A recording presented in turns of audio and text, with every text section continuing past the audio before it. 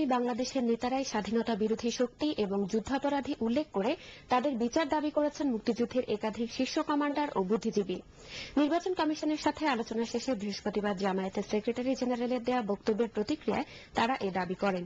Report করছেন SM বাবু।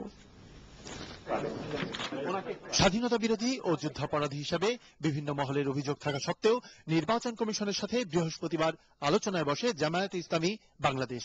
আলোচনার পরে তাদের বিরুদ্ধে অভিযোগ সম্পর্কে সাংবাদিকরা জানতে চান দলের সেক্রেটারি জেনারেলের কাছে।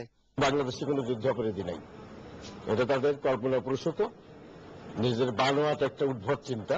বাংলাদেশে কোনো যুদ্ধাপরাধী নেই, তখন থেকেই নেই, এখনো নেই। বাংলাদেশে কোনো স্বাধীনতা বিরোধী নেই, না। স্বাধীনতা বিরোধী শক্তি ছিলও না, এখনো নেই। জামায়াত নেতার ওই বক্তব্য নিয়ে পাল্টা প্রশ্ন মুক্তিযুদ্ধের উপ সর্বাধিনায়ক সহ অন্যান্যদের।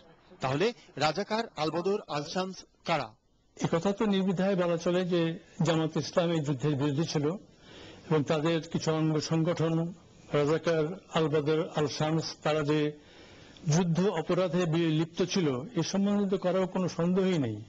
এখনো এমন বহু মানুষ বেঁচে আছেন যারা এই সত্যতা সম্বন্ধে প্রত্যক্ষভাবে বলতে পারেন।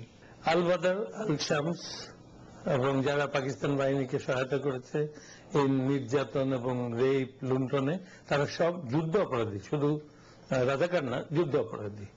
আর বাকি যারা তাদের সাথে সহযোগিতা কিংবা নাম লিখিয়েছে রাজাকার, এরা সব অ্যান্টি লিবারেশন ফোর্স ছিল।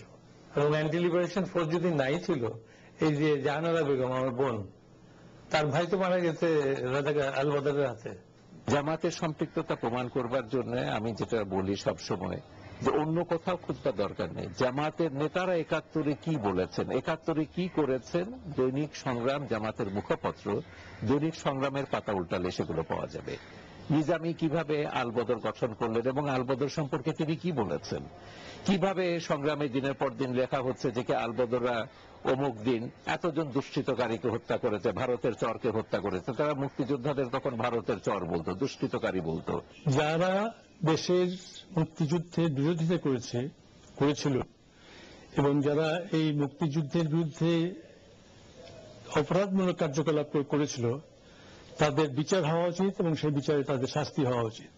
এখন যে সে স্টেটমেন্টটা দিয়েছে সেটা ভয় পেলে কিন্তু আপনি দেখবেন পলিটিক্সে যখন দুর্বল থাকে তখন খুব বড় চিৎকার করে, বড় বড় চিৎকার করে, আর যখন সবল থাকে তখন অত চিৎকার করে না। তারা অনেকদিন পরে এরকম একটা উদ্ভট চিৎকার শুরু করলো, তার অর্থই হলো যে তারা ভয় পেয়েছে। ধৃষ্টতাপূর্ণ বলাটাই যথেষ্ট না। আমি মনে করি এটা বাংলাদেশের স্বাধীনতার সার্বভৌমত্ব, মুক্তিযুদ্ধের চেতনা এবং ইতিহাসের উপর সরাসরি আঘাত, এবং এই অপরাধেও তার রাষ্ট্রদ্রোহিতার অপরাধে তার বিচার হওয়া উচিত। জামায়াতের সবশেষ বক্তব্যকে ৭১-এর মতোই ঔদ্ধত্যপূর্ণ আচরণ হিসেবেও উল্লেখ করেন তারা।